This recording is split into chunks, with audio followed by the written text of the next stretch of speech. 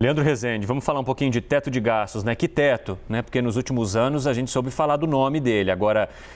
de respeito ao teto de gastos,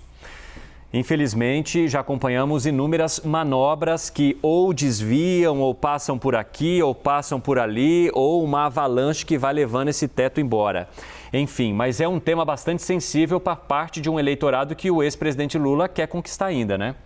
Pois a questão do teto de gastos me parece que seja o único tema, pelo menos de público, até aqui a essa fase da campanha, que une Jair Bolsonaro e Luiz Inácio Lula da Silva, por incrível que pareça, né? Os dois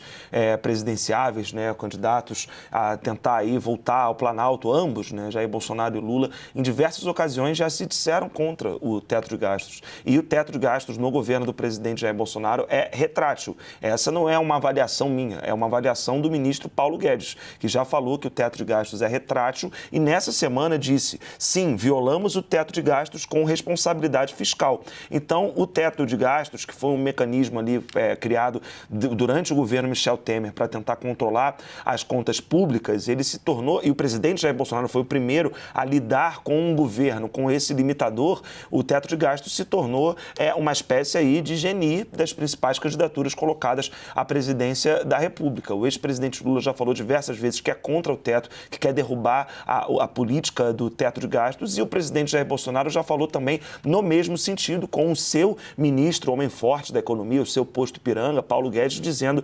que o teto é retrátil, e dois, admitindo nessa semana que o teto de gastos foi furado. O que me parece, Evandro, é que tanto Lula quanto o Bolsonaro vão ter que agora, nessa parte da campanha, quando a campanha for para a rua de fato, apresentar ao país, apresentar ao mercado financeiro, apresentar à população de uma maneira geral uma nova âncora fiscal para o país, que ainda tem problemas nas suas contas públicas, mas com os dois presidenciáveis e um dos dois provavelmente vai vencer as eleições de 2022, de acordo com as pesquisas de momento, vão ter que apresentar uma outra solução para tentar fazer o país crescer, reduzir a miséria, a pobreza, investir em programas sociais e driblar o teto de gastos que, segundo os dois, não deve existir.